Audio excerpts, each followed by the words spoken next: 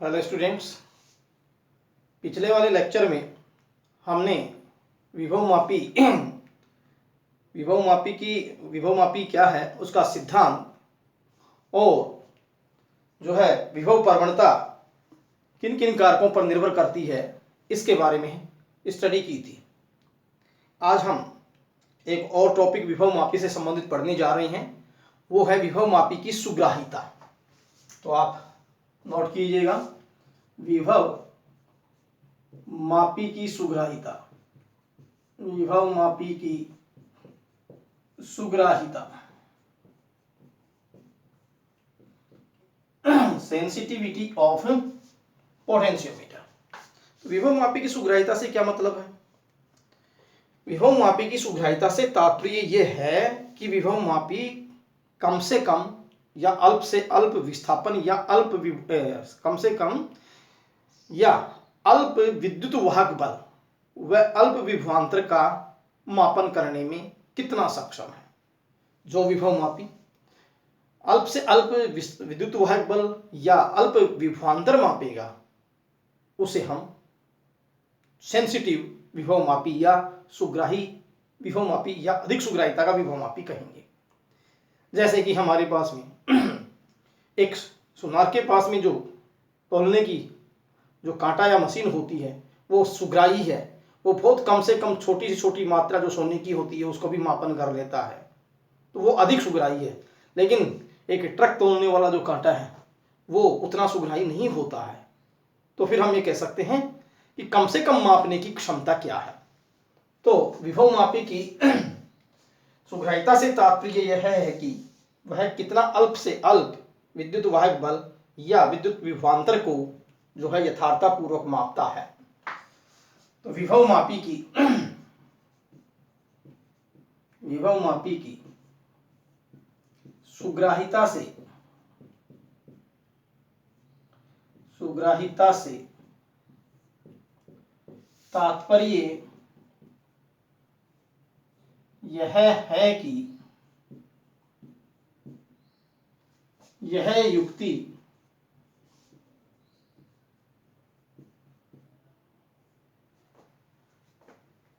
कितनी अल्प से अल्प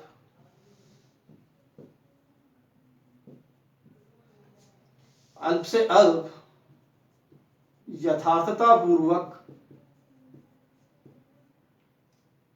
विद्युत वाहक बल एवं विभवांतर मापने में सक्षम है।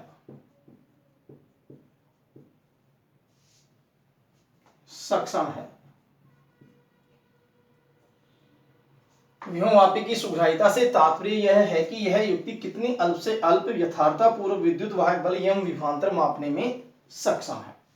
ठीक है। अब जिस विभव मापी के लिए x की वैल्यू जितनी कम होगी, विभव मापी उतना ही अधिक सुग्राही होगा। प्रति इकाई लंबाई पर विभव पतन का मान कम से कम है, इसका मतलब विभव प्रवणता कम से कम है, वो विभव मापी अधिक से अधिक सुग्राही है। तो फिर यहां एक स्टार डाल के बात लिख सकते हैं। वो क्या? जिस विभव मापी की विभव प्रवणता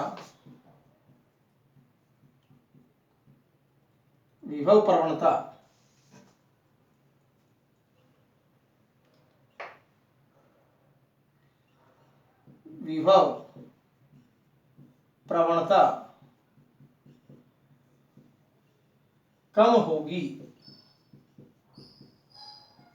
वह उतना ही अधिक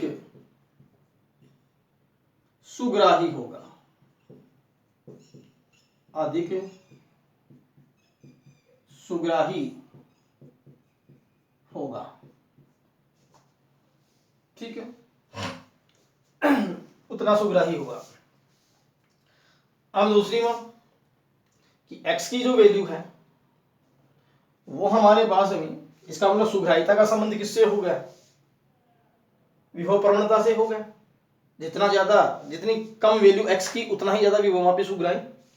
तो x इक्वल होता है v अपॉन में l या e अपॉन में l, ये फार्मूला था।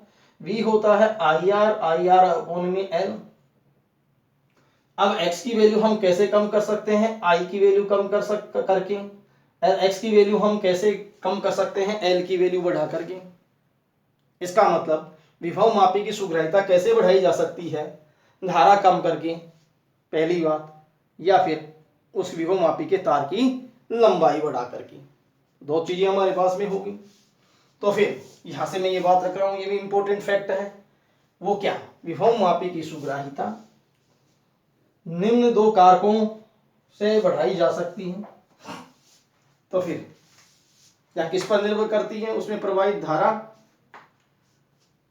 और तार की लंबाई पर। विभव मापी की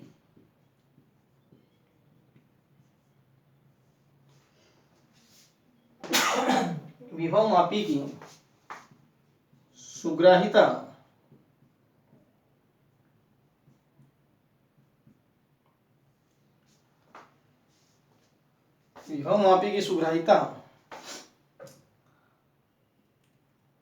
धारा प्रवाह है, विभव मापी में धारा प्रवाह है कम करके। सुग्राहिता विभव मापी में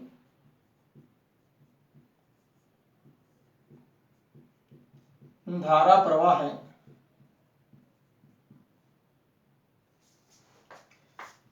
कम करके या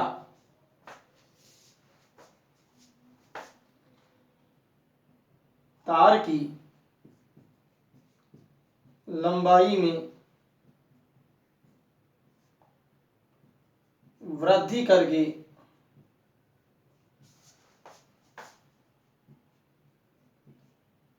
बढ़ाई जा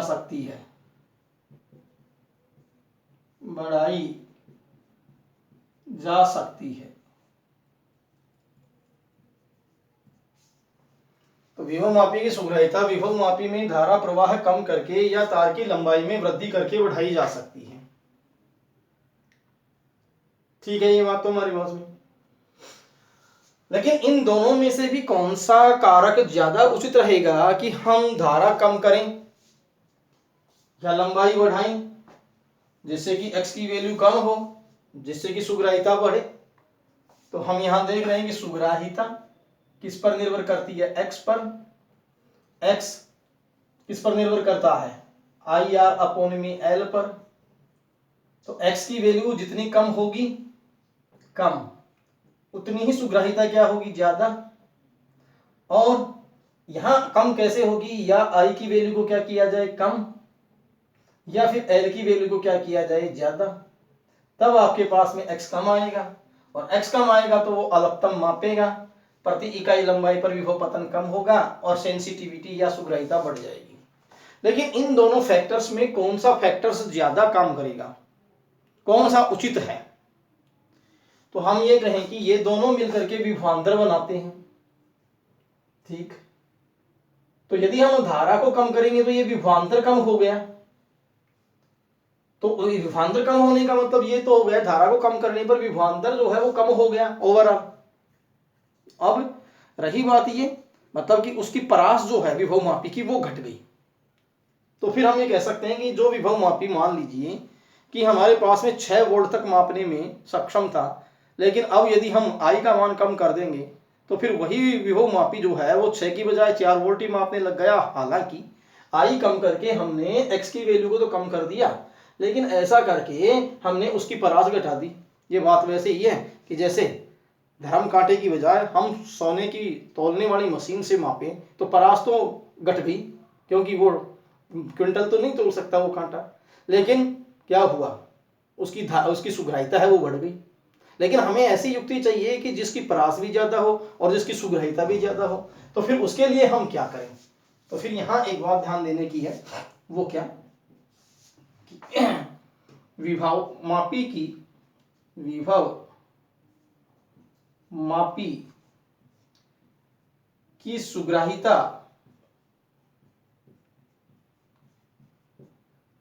धारा कम करके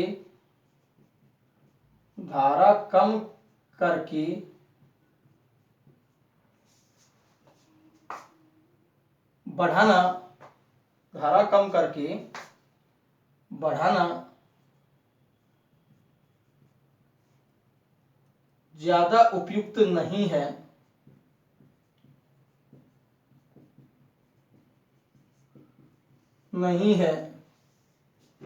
बजाय, मैं यहां ऊपर लिख रहा हूं इसको,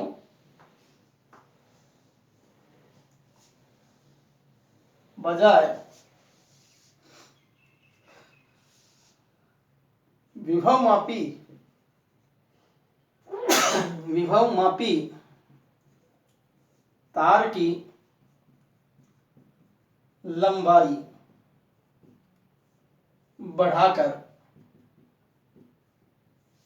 बढ़ाने से,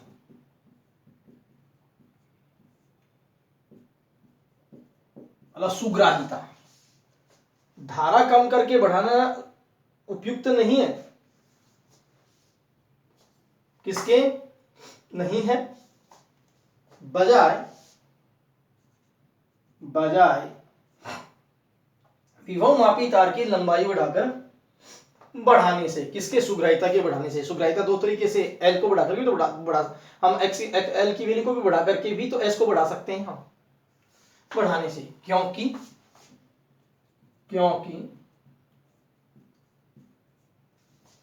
धारा कम करने से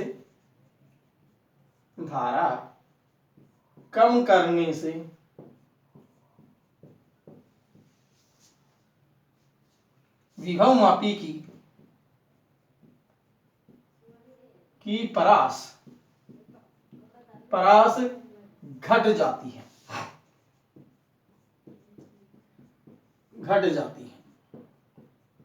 तो मैंने कहा क्या उपयुक्त है ज्यादा, कि धारा कम करने से विभव मापी की परास घट जाती है, अब उसकी उतनी परास नहीं रहती, हालांकि सुग्राही तो हो गया वो, तो दोनों में से कौन सा तरीका बढ़िया है, तो विभव मापी की सुग्राहिता धारा कम करके बढ़ाना ज्यादा उपयुक्त नहीं है, बजाय विभव मापी तार की लंबाई बढ़ाने से, क्योंकि धारा कम करने से विभव मापी की परास क्या हो जाती है, घट जाती है।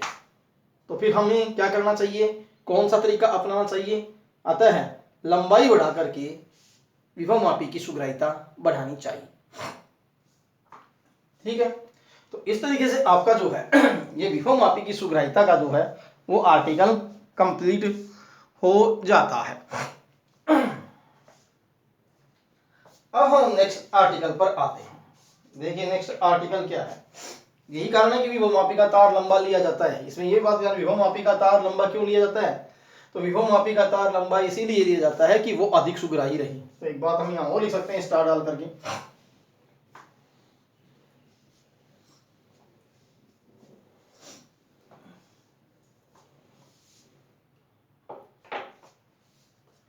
विभव मापी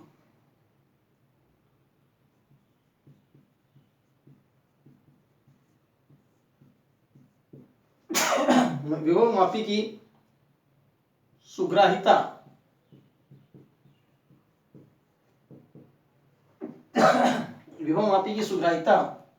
अधिक रखने के लिए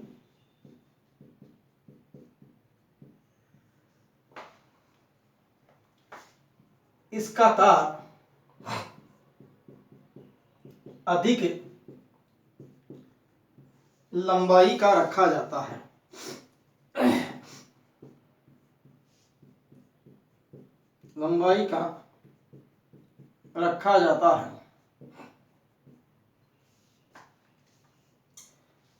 नेक्स्ट, विभव मापी का जो तार है वो ऐसे पदार्थ का बनाया जाता है जिसकी प्रतिरोधकता उच्च हो और ताप प्रतिरोधक गुणांक अल्प हो, और ये गुण किसमें होता है, मैग्नीन में होता है, इसलिए मैग्नीन से बनाते हैं। तो एक और इंपॉर्टेंट बात है, विभव मापी का तार ऐसे पदार्थ का बना होता है ऐसे पदार्थ का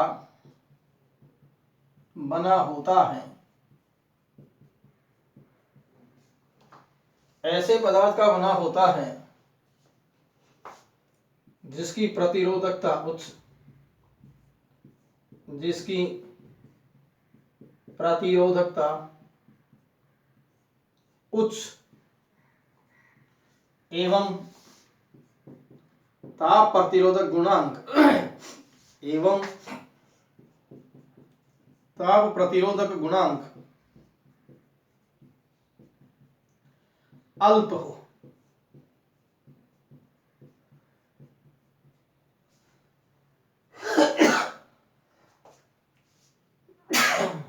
ठीक है, अगली बात, विभवमापी का तार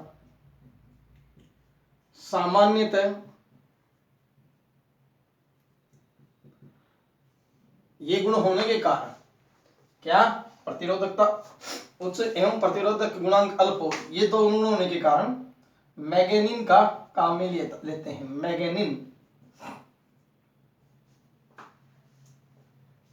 मैंगनीज का होता है।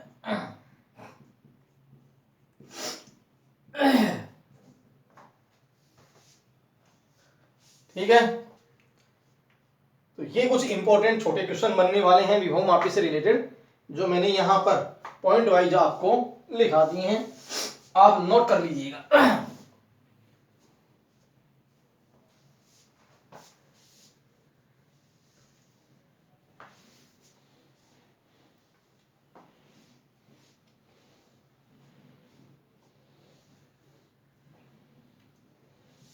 अब है अगले वाली बात,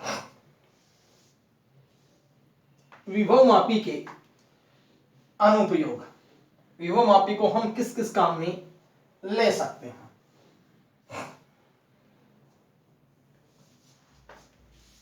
तो यहां पर कौन कौन से अनुप्रयोग आपको दिए गए हैं। एक बार बोर्ड में ये प्रश्न पूछा भी गया था कि अनुप्रयोग ही पूछे गए थे, उनको डिस्कस नहीं करवाया था।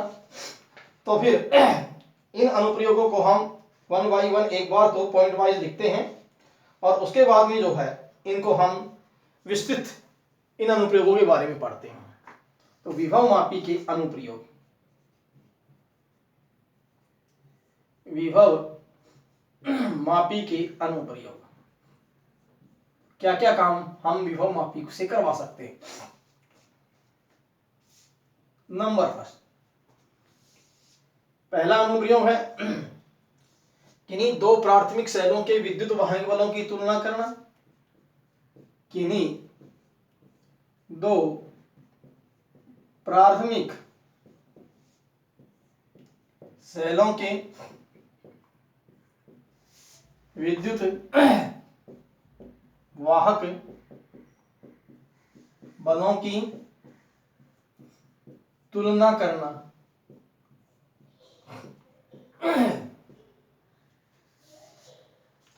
नंबर दो, दूसरा अनुप्रयोग है किसी प्राथमिक सेल का आंतरिक प्रतिरोध ज्ञात करना। आंतरिक प्रतिरोध ज्ञात करना।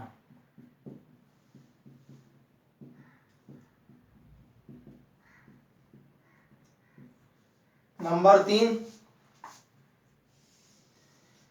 किसी अल्प प्रतिरोध का निर्धारण करना।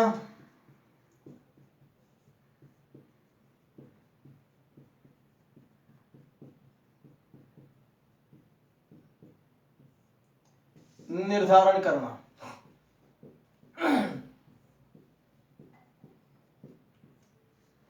नंबर 4,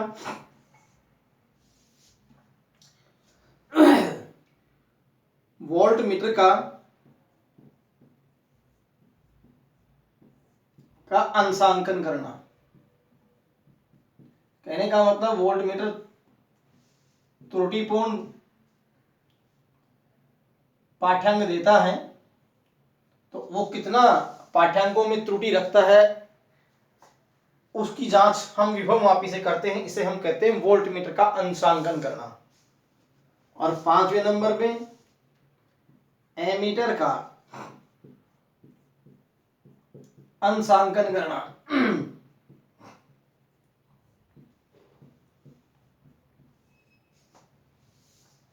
ठीक है, तो ये हमारे पास में अनुप्रयोग हो गई विभव मापी की।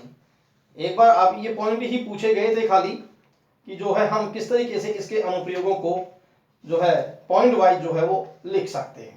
हालांकि इसके अलावा भी हमारे पास में इसके अनुप्रयोग और भी हैं, और वो क्या है, छठा हम ये भी लिख सकते हैं किसी सेल का यथार्थतापूर्वक विद्युत वाहक बल ज्ञात करना।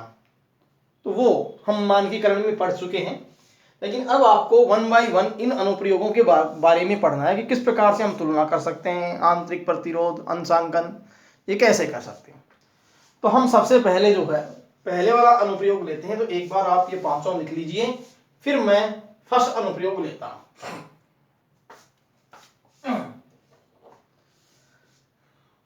तो देखिए क्या है, पहला अनुप्रयोग मैंने लिख लिया है, ऐसा का ऐसा।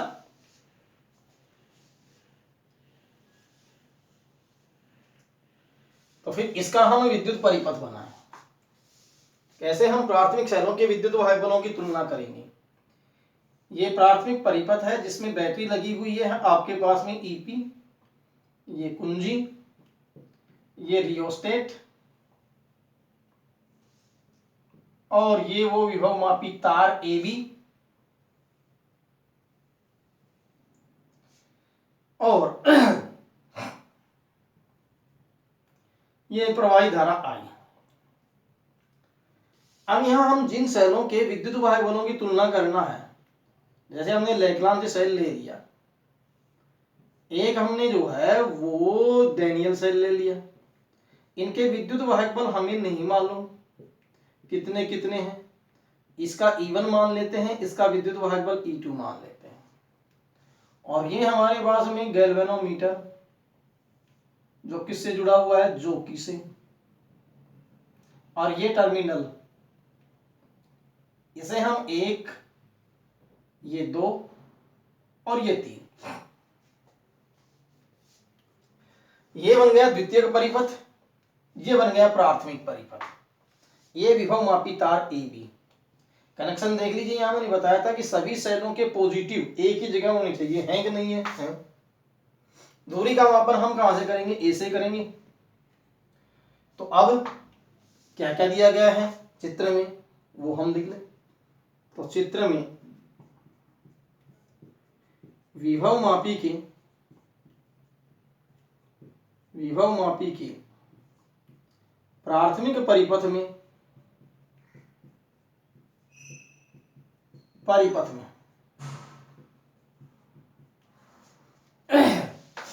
बैटरी ईपी कुंजी के धारा नियंत्रक RH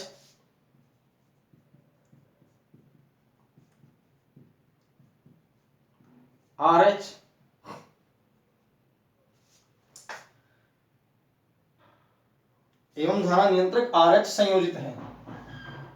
धारा नियंत्रक RH संयोजित है।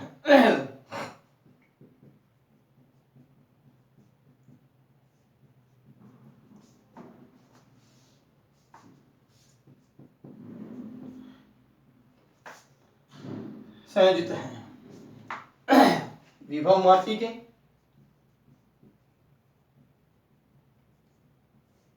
द्वितीयक परिपथ में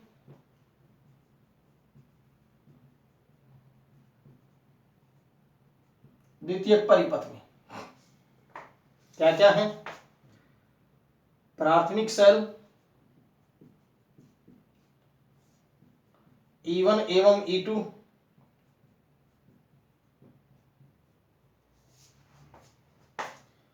धारा मापी G,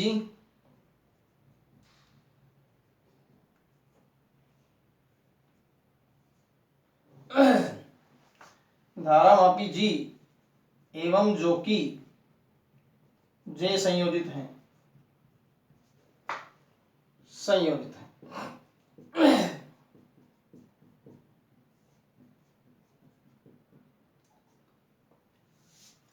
तो प्राथमिक परिपथ में क्या है, द्वितीयक परिपथ में क्या है, ये हमने यहां बता दिया। अब इसकी वर्किंग कार्यविधि कैसे होगी, कैसे हम इन सेलों के विद्युत वाहक बलों की तुलना करेंगे।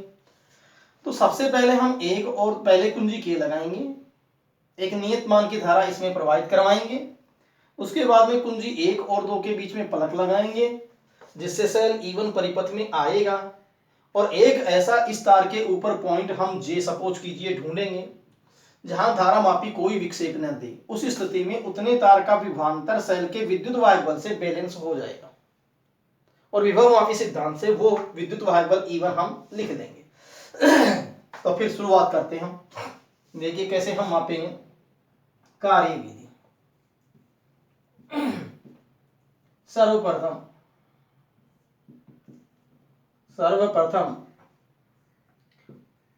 प्राथमिक परिपथ में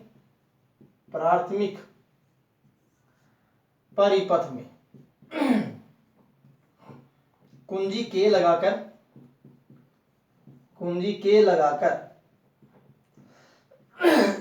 एक नियत धारा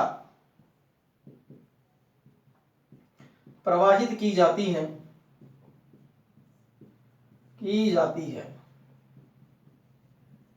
जिससे तार पर विभवांतर उत्पन्न होता है। विभवांतर उत्पन्न होता है।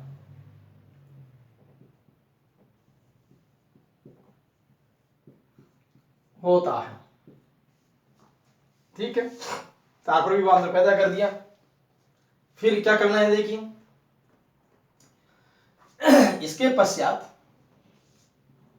इसके पश्चात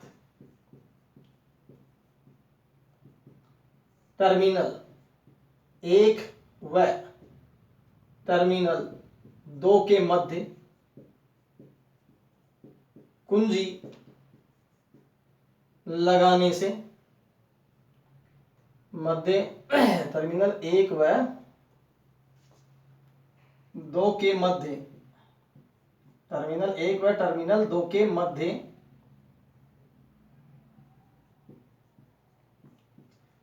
कुंजी लगाने से सेल E1 परिपथ में आ जाता है। सेल E1 परिपथ में आ जाता है।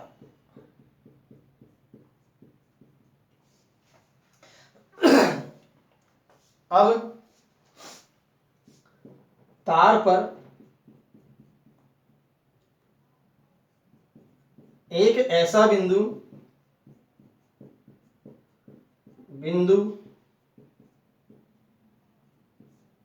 जे माना प्राप्त करते हैं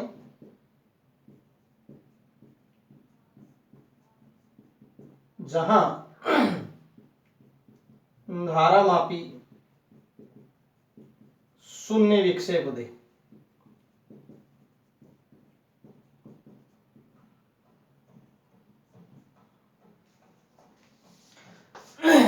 और यहां L1 ये लंबाई हम ज्ञात कर लेते हैं।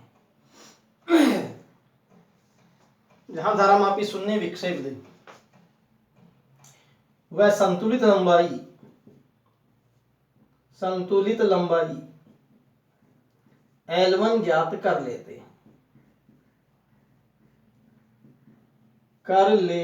हैं।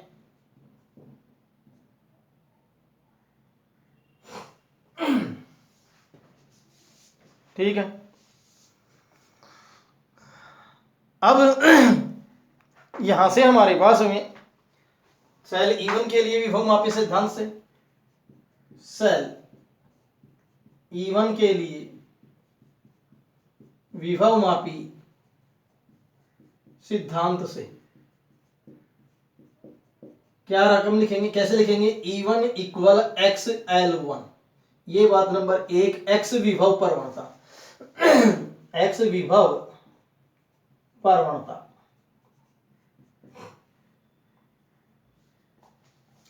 तो देखो हम यहां तक पहुंच गए, 1 और 2 के बीच में कुंजी लगाई, हमने जो है एक जे संतुलित बिंदु प्राप्त किया जहां पर विभव मापी शून्य विक्षेप देता है। तो फिर ऐसी स्थिति के अंदर संतुलित लंबाई हम L1 ज्ञात कर लेते हैं और विभव मापी सिद्धांत से सेल E1 के लिए विद्युत वाहक बल E1 बराबर क्या लिखा जा सकता है, X1। इसके बाद में हम 2 व 3 के बीच में कुंजी डालेंगे, 1 व 2 के बीच हटा करके। ऐसे ही फिर हम E2 बराबर XL2 निकालेंगे, दोनों को भाग देंगे तो फिर ये तुलना हो जाएगी। तो आगे काम हम नेक्स्ट आर्टिकल में करेंगे। Thank you.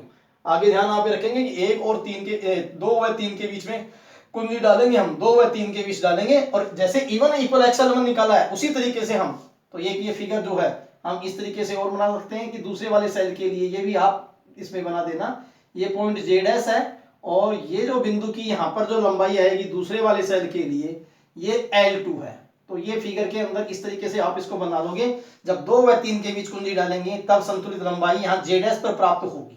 तो कल ये फिगर आप देख करके मैं आगे का इसमें डेरिवेशन कराऊंगा, ठीक है।